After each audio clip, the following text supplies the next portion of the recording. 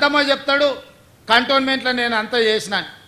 ఎవరే నేను ఎంపీ గుండా 5 ఏళ్ళు కొట్లాడి నేను ముఖ్యమంత్రి అయినాక కంటోన్మెంట్ ప్రజల్ని మున్సిపాలిటీలో కలపాలని ఆర్డర్ పట్టుకొచ్చింది నేను. మీ తాత తెచ్చిండా?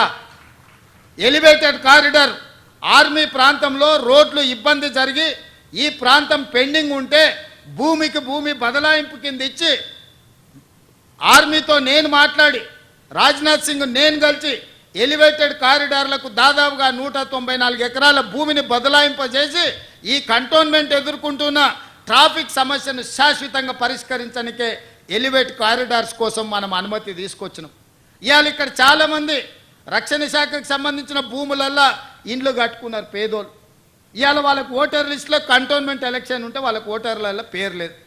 వాళ్ళు కనీసం ఓటు హక్కు కూడా తీసుకురాలేదు. 10 ఏళ్ళు ముఖ్యమంత్రిగా ఉండి 10 ఏళ్ళు రాష్ట్రంలో అధికారం చెలాయించి ఇవాళ అందుకే వాళ్ళకి శాశ్వతమైన ఓటు హక్కు తీసుకురావాలంటే ఈ రక్షణ శాఖ భూమిని తెలంగాణ రాష్ట్ర ప్రభుత్వం బదిలీ చేసుకొని తెలంగాణ రాష్ట్ర ప్రభుత్వం రక్షణ శాఖకు ఆల్టర్నేట్ ల్యాండ్ ఇచ్చి ప్రత్యామ్నాయంగా భూమినిచ్చి భూమికి భూమిని బదలాయించి ఈ ప్రాంతంలో ఉన్న పేదలకు ఇళ్ళ పట్టాలు ఇవ్వాలని ఇవాళ మేము నిర్ణయం తీసుకున్నాం.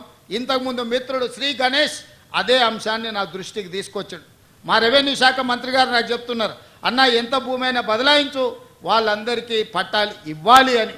ఇవాళ ఇట్లాంటి మంచి కార్యక్రమాలు తీసుకొని మేము ముందుకు వస్తుంటే వాటి మీద సూచనలు చేయకుండా వాటి మీద మాట్లాడకుండా ఇవాళ ఏదేదో